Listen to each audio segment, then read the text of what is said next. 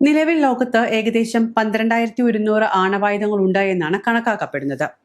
ലോകത്തിലെ ആണവ ആയുധങ്ങളുടെ ഉടമസ്ഥാവകാശത്തെ 1968 ആണവ നിർവ്യാപന കരാറിന്റെ അടിസ്ഥാനത്തിൽ രണ്ടായി തരംതിരിച്ചിരിക്കുന്നു. ഒന്നാമത്തേത് അംഗീകൃത ആണവ ശക്തികൾ. 1967 ജനുവരി 1 മുൻപ് ആണവായുധം നിർമ്മിക്കുകയും പരീക്ഷിക്കുകയും ചെയ്ത രാജ്യങ്ങളാണ് ഈ വിഭാഗത്തിൽ വരുന്നത്. ഇവരെ P5 രാജ്യങ്ങൾ എന്ന് വിളിക്കുന്നു. ഐക്യരാഷ്ട്രസഭയിലെ സ്ഥിരാംഗങ്ങളാണ് ഇവർ. America, Russia, China, France, Britain എന്നിവയാണ് അംഗീകൃത ആണവ രാജ്യങ്ങൾ. അതിലാദ്യത്തേത് അമേരിക്കയാണ്. 1945 ആദ്യമായി അമേരിക്ക ആണവ പരീക്ഷണം നടത്തി. ലോകത്തെ ഏറ്റവും വലിയ രണ്ടാമത്തെ ആണവ ശേഖരം അമേരിക്കയുടെ പക്കലാണ്. അമേരിക്കയുടെ സൈനിക മേധാവിത്വം. സൈനിക തികവിലും ആഗോളതലത്തിലെ വിന്യാസത്തിലും അമേരിക്കയാണ് ലോകത്തിലെ ഏറ്റവും വലിയ ആണവ ശക്തി.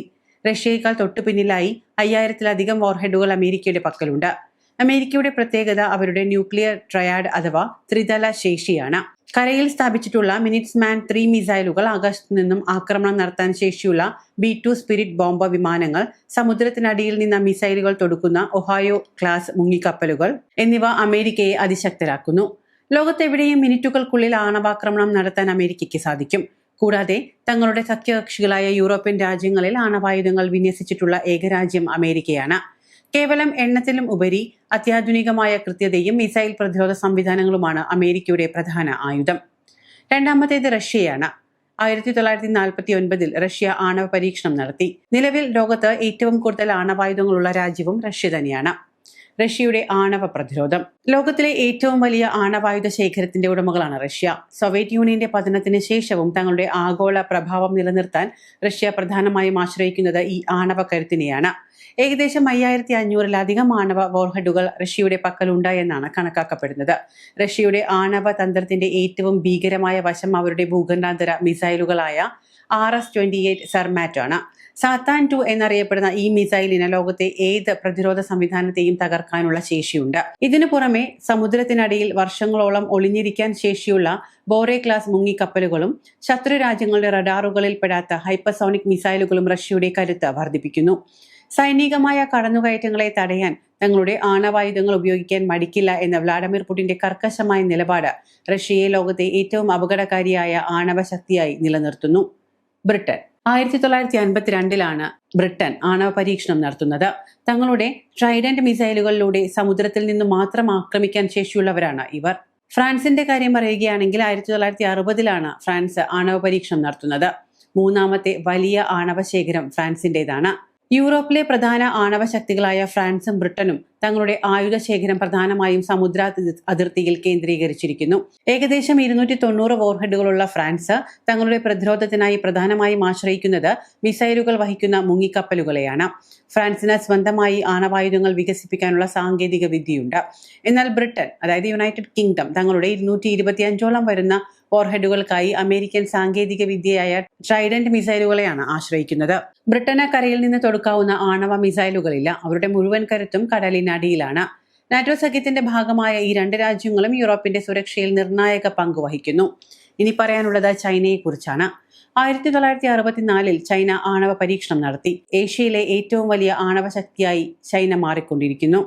ചൈനയുടെ വളരുന്ന കരുത്തിനെ കുറിച്ച് പറയുമ്പോൾ സമീപകാലത്ത് ഏറ്റവും വേഗത്തിൽ ആണവശേഖരം വർദ്ധിപ്പിച്ചുകൊണ്ടിരിക്കുന്ന രാജ്യമാണ് ചൈന. നേരത്തെ കുറഞ്ഞ അളവിൽ മാത്രം ആണവായുധങ്ങൾ കൈവശം വെച്ചിരുന്ന ചൈന ഇപ്പോൾ റഷ്യയ്ക്കും അമേരിക്കയ്ക്കും വെല്ലുവിളിയാകുന്ന തരത്തിൽ ശേഖരം 500-ലധികം വാർഹെഡുകളിലേക്ക് ഉയർത്തിയിട്ടുണ്ട്. ചൈനയുടെ ഏറ്റവും പ്രധാനപ്പെട്ട ആയുധം DF-41 എന്ന ഭൂഖണ്ഡാന്തര മിസൈലുകളാണ്. ലോകത്തിന്റെ ഏത് ഭാഗത്തും പതിക്കാൻ ശേഷിയുള്ള ഈ മിസൈലുകൾക്ക് ഒരേ സമയം 10-ലധികം ലക്ഷ്യങ്ങളെ തകർക്കാൻ സാധിക്കും. ആദ്യം ആണവായുധം ഉപയോഗിക്കില്ല എന്ന നയം ഔദ്യോഗികമായി പ്രഖ്യാപിച്ചിട്ടുണ്ട് എങ്കിലും തങ്ങളുടെ ഭൂഗർഭ സൈലോകളിൽ മിസൈലുകളുടെ എണ്ണം ചൈന അതിവേഗം വർദ്ധിപ്പിക്കുന്നത് പാശ്ചാത്യ രാജ്യങ്ങളെ ആശങ്കയിലാഴ്ത്തുന്നുണ്ട്. സമുദ്രമേഖലയിൽ സ്വാധീനം ഉറപ്പിക്കാനായി കൂടുതൽ ആണവ മുങ്ങിക്കപ്പലുകൾ നിർമ്മിക്കുന്നതിലും ചൈന ശ്രദ്ധ കേന്ദ്രീകരിക്കുന്നു. ഇനി രണ്ടാമത്തെ വിഭാഗം ആണവ ശക്തികളെ കുറിച്ചാണ് പറയുന്നത്. കരാറിന് പുറത്തുള്ള ആണവ ശക്തികൾ. Non NPT nuclear States. NPT കരാറിൽ ഒപ്പിടാത്തതോ ഒപ്പിട്ട ശേഷം പിന്മാറുകയും ആണവായുധം വികസിപ്പിക്കുകയും ചെയ്ത രാജ്യങ്ങളാണ് ഇവർ.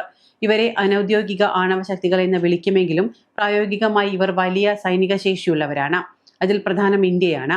1974 98 ഇന്ത്യ ആണവ പരീക്ഷണങ്ങൾ നടത്തി. ആദ്യം പ്രയോഗിക്കില്ല എന്നതാണ് ഇന്ത്യയുടെ പ്രഖ്യാപിത നയം. ഇന്ത്യയുടെ പ്രതിരോധ തന്ത്രത്തെക്കുറിച്ച് പറയുമ്പോൾ ഇന്ത്യയുടെ ആണവ നയം പൂർണ്ണമായും ഒരു പ്രതിരോധ കവചമായാണ് രൂപപ്പെടുത്തിയിരിക്കുന്നത്. ഇന്ത്യയുടെ ആണവ പരീക്ഷണം പൊക്രാനിൽ നടന്ന ആണവ പരീക്ഷണം ലോക ശ്രദ്ധ നേടിയിരുന്നു. ഇന്ത്യയുടെ അഗ്നി പരമ്പരയിലുള്ള മിസൈലുകൾക്ക് ദീർഘദൂര പ്രഹരശേഷിയുണ്ട്.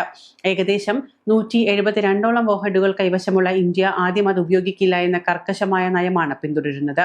എന്നാൽ ശത്രു രാജ്യം ഇന്ത്യക്ക് നേരെ ആണവായുധം ഉപയോഗിച്ചാൽ ആ രാജ്യം ഭൂപടത്തിൽ നിന്ന് ഇല്ലാതാകുന്ന രീതിയിലുള്ള കനത്ത തിരിച്ചടി നൽകാൻ ഇന്ത്യ എപ്പോഴും സജ്ജമാണ്. ഇന്ത്യയുടെ അഗ്നി 5 മിസൈലുകൾക്ക് ഏഷ്യ മുഴുവനായും യൂറോപ്പിന്റെ പകുതി ഭാഗവും ലക്ഷ്യം വെക്കാൻ സാധിക്കും. കൂടാതെ INS അരിഹന്ത്, INS അരിധമൻ തുടങ്ങിയ ആണവ മുങ്ങിക്കപ്പലുകളിലൂടെയും സമുദ്രത്തിനടിയിൽ നിന്ന് തിരിച്ചടിക്കാനുള്ള സെക്കൻഡ് സ്ട്രൈക്ക് ശേഷിയും ഇന്ത്യ കൈവരിച്ചു കഴിഞ്ഞു. അയൽ രാജ്യങ്ങളായ ചൈനയിൽ നിന്നുള്ള ഭീഷണികളെ നേരിടാൻ ഇന്ത്യ പ്രാപ്തമാകുന്നത് ഈ ആണവ കരുത്തിലൂടെയാണ്. അടുത്തത് പാകിസ്ഥാനാണ്. 1998 ഇന്ത്യയുടെ ആണവ പരീക്ഷണത്തിന് മറുപടിയായി ആണവായുധം പരീക്ഷിച്ചു. പാകിസ്ഥാന്റെ ആണവതന്ത്രം. ഇന്ത്യയുടെ സൈനിക കരുത്തിനെ പ്രതിരോധിക്കുക എന്ന ഏക ലക്ഷ്യത്തോടെയാണ് പാകിസ്ഥാൻ തങ്ങളുടെ ആണവ പരീക്ഷണങ്ങൾ ആവിഷ്കരിക്കുന്നത്. ഏകദേശം 170ഓളം ആണവ വാർഹെഡുകൾ പാകിസ്ഥാന്റെ പക്കലുണ്ട് എന്നാണ് അന്താരാഷ്ട്ര ഏജൻസികൾ കണക്കാക്കുന്നത്. പാകിസ്ഥാന്റെ ആണവ നയം ഇന്ത്യയുടേതിൽ നിന്നും തികച്ചും വ്യത്യസ്തമാണ്. ഇന്ത്യ ആദ്യം ഉപയോഗിക്കില്ല എന്ന നയം പിന്തുടരുമ്പോൾ പാകിസ്ഥാൻ അത്തരം ഒരു വാഗ്ദാനം നൽകുന്നില്ല. ഇന്ത്യയുമായുള്ള ഒരു സാധാരണ യുദ്ധത്തിൽ പരാജയപ്പെടുമെന്ന സാഹചര്യം വന്നാൽ ആണവായുധം പ്രയോഗിക്കാൻ തങ്ങൾ മടിക്കില്ല എന്ന സൂചനയാണ് അവർ നൽകുന്നത്. ഇതിനായി ടാക്ടിക്കൽ ന്യൂക്ലിയർ വെപ്പൺസ് അഥവാ യുദ്ധകളത്തിൽ മാത്രം ഉപയോഗിക്കാവുന്ന ചെറിയ ആണവായുധങ്ങൾ അവർ വികസിപ്പിച്ചിട്ടുണ്ട്. ഷഹീൻ, ഘോറി തുടങ്ങിയ മിസൈലുകൾ ഇന്ത്യയുടെ ഏത് ഭാഗത്തും പ്രഹരിക്കാൻ ശേഷിയുള്ളവയാണ്. സാമ്പത്തിക പ്രതിസന്ധികൾക്കിടയിലും തങ്ങളുടെ ആണവ ശേഖരം വർദ്ധിപ്പിക്കുന്നതിൽ പാകിസ്ഥാൻ അതീവ ശ്രദ്ധ കേന്ദ്രീകരിക്കുന്നു. ഇനി പറയാനുള്ളത് നമ്മൾ എല്ലാവരും ശ്രദ്ധിക്കുന്ന ഉത്തര കൊറിയയെക്കുറിച്ചാണ്. ലോകരാഷ്ട്രങ്ങളുടെ ഉപരോധങ്ങൾക്കിടയിലും 6 ആണവ പരീക്ഷണങ്ങൾ നടത്തിയ രാജ്യമാണ് ഉത്തര കൊറിയ. ഏകദേശം 50ഓളം ആണവായുധങ്ങൾ ഇവരുടെ കൈവശമുണ്ട് എന്നാണ് കരുതപ്പെടുന്നത്. NPTയിൽ നിന്ന് 2003 പിന്മാറി 2006 ആദ്യ പരീക്ഷണം നടത്തുകയാണ് ഉത്തര കൊറിയ ചെയ്തത്. ലോകത്തിലെ ഏറ്റവും രഹസ്യാത്മകവും പ്രവചനാതീതവുമായ ആണവശക്തിയാണ് നോർത്ത് കൊറിയ. ഐക്യരാഷ്ട്രസഭയുടെയും ലോകരാജ്യങ്ങളുടെയും കടുത്ത ഉപരോധങ്ങൾക്കിടയിലും കിം ജോങ് ഉന്നിന്റെ നേതൃത്വത്തിൽ അവർ അതിവേഗം ആണവ പരീക്ഷണങ്ങൾ നടത്തിവരുന്നു. നിലവിൽ 50 മുതൽ 60 വരെയുള്ള വാർഹെഡുകൾ അവരുടെ കൈവശമുണ്ട് എന്നാണ് പറയപ്പെടുന്നത്. നോർത്ത് കൊറിയയുടെ പ്രധാന ലക്ഷ്യം അമേരിക്കയാണ്. ഹോസ്വാങ് 17 പോലുള്ള കൂറ്റൻ ഭൂഖണ്ഡാന്തര മിസൈലുകൾ അമേരിക്കൻ വൻകരയിലെ ഏത് നഗരത്തെയും ലക്ഷ്യം വെക്കാൻ ശേഷിയുള്ളവയാണ്. തങ്ങളുടെ ഭരണകൂടത്തിന്റെ നിലനിൽപ്പിന് ആണവായുധങ്ങൾ അത്യാവശ്യമാണ് എന്ന് അവർ വിശ്വസിക്കുന്നു.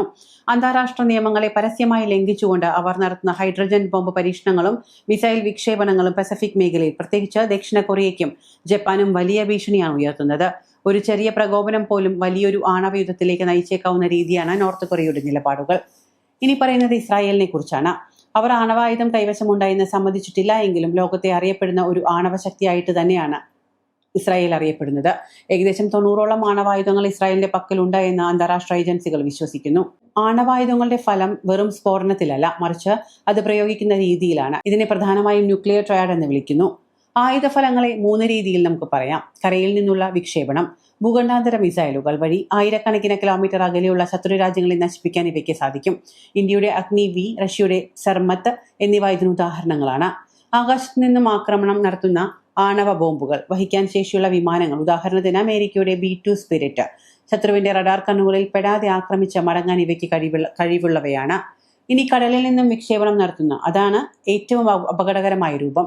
സമുദ്രത്തിനടിയിൽ മാസങ്ങളോളം ഒളിച്ചിരിക്കാൻ കഴിയുന്ന അന്തർവാഹിനികളിൽ നിന്ന് മിസൈലുകൾ അയക്കാം. ശത്രുരാജ്യം ഒരു ആണവ ആക്രമണം നടത്തിയാൽ പോലും കടലിനടിയിൽ ഒളിച്ചിരിക്കുന്ന അന്തർവാഹിനികൾ ഉപയോഗിച്ച് തിരിച്ചടിക്കാം. ഇതിനെ സെക്കൻഡ് സ്ട്രൈക്ക് കേപ്പബിലിറ്റി എന്ന് വിളിക്കുന്നു. ഒരു സാധാരണ ആറ്റമിക് ബോംബ് മിസൈലുകൾക്ക് ദീർഘദൂര പ്രഹരശേഷിയുണ്ട്. നഗരത്തെ പൂർണ്ണമായും തകർക്കുമെങ്കിൽ ഇന്നത്തെ ഹൈഡ്രജൻ ബോംബുകൾ 100 കണക്കിന് ഹിരോഷിമ ബോംബുകൾക്ക് തുല്യമാണ്. സ്ഫോടനത്തിന് പുറമെ ദശാബ്ദങ്ങളോളം നീണ്ടു നിൽക്കുന്ന റേഡിയേഷൻ, കാലാവസ്ഥാ വ്യതിയാനം എന്നിവയാണ് ഇതിന്റെ ഭീകര അവസ്ഥ. ഇന്ന് രാജ്യങ്ങൾ ആണവായുധം കൈവശം വയ്ക്കുന്നത് അത് പ്രയോഗിക്കാനല്ല, മറിച്ച് ആരും തങ്ങളെ ആക്രമിക്കാതിരിക്കാനുള്ള ഒരു പ്രതിരോധ മാർഗമായാണ് ഇതിനെ കാണുന്നത്. ആണവായുധങ്ങൾ ഒരു രാജ്യത്തിന്റെ സുരക്ഷാ കവചമായിട്ടാണ് പലപ്പോഴും കാണപ്പെടുന്നത്. എങ്കിലും അവയുടെ അമിതമായ വർധനവ് ലോകനാശത്തിന് കാരണമാകുമെന്ന ഭീതി നിലനിൽക്കുന്നു. അതിനാൽ തന്നെ സ്ട്രാറ്റജിക് ആംസ് റിഡക്ഷൻ ട്രീറ്റി പോലുള്ള കരാറുകളിലൂടെ ആയുധങ്ങളുടെ എണ്ണം കുറയ്ക്കാൻ ലോകശക്തികൾ ശ്രമിക്കുന്നുണ്ട് എങ്കിലും പുതിയ ഭൗമരാഷ്ട്രീയ സാഹചര്യങ്ങൾ കടുത്ത വെല്ലുവിളിയായി തുടരുന്നു. ഈ കണക്കുകൾ കൃത്യമായ എണ്ണമല്ല, മറിച്ച് അന്താരാഷ്ട്ര ഗവേഷണ സ്ഥാപനങ്ങൾ, അതായത് SIPRI പോലുള്ള സ്ഥാപനങ്ങൾ നൽകുന്ന വിവരങ്ങളാണ്. ഓരോ വർഷവും രാജ്യങ്ങൾ ആയുധങ്ങൾ നവീകരിക്കുകയോ പുനഃക്രമീകരിക്കുകയോ ചെയ്യാറുണ്ട്.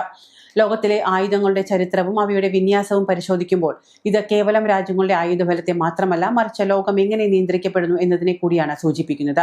ആണവ രാജ്യങ്ങളെ പ്രധാനമായും രണ്ടായി തിരിക്കുന്നത് അന്താരാഷ്ട്ര നിയമങ്ങളുടെയും കരാറുകളുടെയും അടിസ്ഥാനത്തിലാണ്. ഇതിൽ ആദ്യ വിഭാഗം 1967 മുൻപ് തന്നെ ആണവശക്തി തെളിയിച്ച America, Russia, China, France, Britain എന്നീ രാജ്യങ്ങളാണ്. അവർക്ക് ആണവ നിർവ്യാപന കരാർ പ്രകാരം പ്രത്യേക പദവി ലഭിച്ചിട്ടുണ്ട്. എന്നാൽ ഈ കരാറിനോട് വിയോജിച്ച് മാറി നിൽക്കുകയും എന്നാൽ സ്വന്തം നിലയിൽ ആണവായുധം വികസിപ്പിക്കുകയും ചെയ്ത ഇന്ത്യ, പാകിസ്ഥാൻ തുടങ്ങിയ രാജ്യങ്ങൾ രണ്ടാമത്തെ വിഭാഗത്തിൽ വരുന്നു. ഈ വിഭജനം ആയുധങ്ങളുടെ എണ്ണത്തിലുമുപരി ഓരോ രാജ്യത്തിന്റെയും രാഷ്ട്രീയ നിലപാടുകളെയാണ് വ്യക്തമാക്കുന്നത്. ആണവായുധങ്ങളുടെ യഥാർത്ഥ ബലം എന്നത് അവയുടെ പ്രഹരശേഷിയിൽ മാത്രമല്ല, മറിച്ച് അവ ശത്രുവിന്റെ മേൽ എങ്ങനെ പ്രയോഗിക്കുന്നു എന്നതിലാണ് അടങ്ങിയിരിക്കുന്നത്. ഇതിനെ ശാസ്ത്രീയമായി ന്യൂക്ലിയർ ട്രയാഡ് എന്ന് വിളിക്കുന്നു. ഒരു രാജ്യം കരയിൽ നിന്നുള്ള മിസൈലുകൾ വഴിയും ആകാശത്തു നിന്നുള്ള വിമാനങ്ങൾ വഴിയും കടലിനടിയിൽ അന്തർവാഹിനികൾ വഴിയും ആണവായുധം വിക്ഷേപിക്കാൻ പ്രാപ്തമാകുമ്പോൾ ആ രാജ്യം പൂർണ്ണമായ പ്രതിരോധം കൈവരിക്കുന്നു. ഉദാഹരണത്തിന് റഷ്യയും അമേരിക്കയും ഈ 3 മേഖലകളിലും ഒരുപോലെ ശക്തരാണ്. ഇന്ത്യയുടെ കാര്യമെടുത്താൽ അരിഹന്ത് പോലുള്ള ആണവ അന്തർവാഹിനികൾ ഇന്ത്യയുടെ കരുത്ത് വർദ്ധിപ്പിക്കുന്നു. ശത്രു രാജ്യം ആക്രമണം നടത്തിയാൽ പോലും കടലിനടിയിൽ ഒളിച്ചിരിക്കുന്ന അന്തർവാഹിനികളിലൂടെ പ്രത്യാക്രമണം നടത്താൻ ഇത്തരം രാജ്യങ്ങൾക്ക് സാധിക്കും. ഇതാണ് ലോകരാജ്യങ്ങൾക്കിടയിൽ ഒരു സന്തുലിതാവസ്ഥ ഉണ്ടാക്കുന്നത്. സാങ്കേതികമായി നോക്കുകയാണെങ്കിൽ മിസൈലുകളുടെ ഗതിവേഗവും അവയ്ക്ക് വഹിക്കാവുന്ന സ്ഫോടനശേഷിയുമാണ് ഒരു രാജ്യത്തിന്റെ ആയുധബലം നിശ്ചയിക്കുന്നത്. പഴയകാലത്തെ ബോംബുകളിൽ നിന്നും മാറി ഇന്ന് മിർവ് പോലുള്ള സാങ്കേതിക വിദ്യകൾ നിലവിലുണ്ട്. ഒരു മിസൈൽ വിക്ഷേപിച്ചാൽ അത് അന്തരീക്ഷത്തിൽ വെച്ച് പലതായി വിഘടിക്കുകയും ഒരേ സമയം വിവിധ നഗരങ്ങളെ ലക്ഷ്യം വയ്ക്കുകയും ചെയ്യുന്നു. ഇതിനോടൊപ്പം തന്നെ ശബ്ദത്തെക്കാൾ എത്രയോ ഇരട്ടി വേഗത്തിൽ സഞ്ചരിക്കുന്ന ഹൈപ്പർസോണിക് മിസൈലുകൾ കൂടി വന്നതോടെ ശത്രുവിന്റെ റഡാറുകൾക്ക് പോലും കണ്ടുപിടിക്കാൻ കഴിയാത്ത വിധം ആണവായുധങ്ങൾ ശക്തമായി മാറിയിരിക്കുന്നു. ചുരുക്കത്തിൽ ലോകത്തിലെ ആണവ രാജ്യങ്ങൾ ഇന്ന് ഈ ആയുധം കൈവശം വയ്ക്കുന്നത് യുദ്ധം ചെയ്യാനല്ല, മറിച്ച് യുദ്ധം ഒഴിവാക്കാനാണ്. ഒരു രാജ്യം തന്നെ ആക്രമിച്ചാൽ തിരിച്ചുണ്ടാകുന്ന പ്രത്യാഘാതം അതിഭീകരമായിരിക്കുമെന്ന് മറ്റു രാജ്യങ്ങളെ ബോധ്യപ്പെടുത്തുക എന്നതാണ് ഈ ആയുധബലത്തിന്റെ ലക്ഷ്യം. ഇത്തരം സൈനികമായ മേൽക്കോയ്മ നിലനിർത്താൻ ഓരോ രാജ്യവും തങ്ങളുടെ ആയുധങ്ങൾ നിരന്തരം നവീകരിച്ചുകൊണ്ടിരിക്കുന്നു. ആയുധങ്ങളുടെ എണ്ണത്തിൽ റഷ്യയും അമേരിക്കയും മുന്നിലാണ് എങ്കിലും സാങ്കേതികമായ കൃത്യതയിലും അത് വിന്യസിക്കാനുള്ള വേഗതയിലും ഇന്ന് ലോകത്തെ 9 രാജ്യങ്ങളും മത്സരിച്ചുകൊണ്ടിരിക്കുകയാണ്. അത് ലോകത്തിന് സുരക്ഷിതത്വം നൽകുന്നതിനോടൊപ്പം തന്നെ വലിയൊരു ഭീഷണിയും നിലനിൽക്കുന്നു.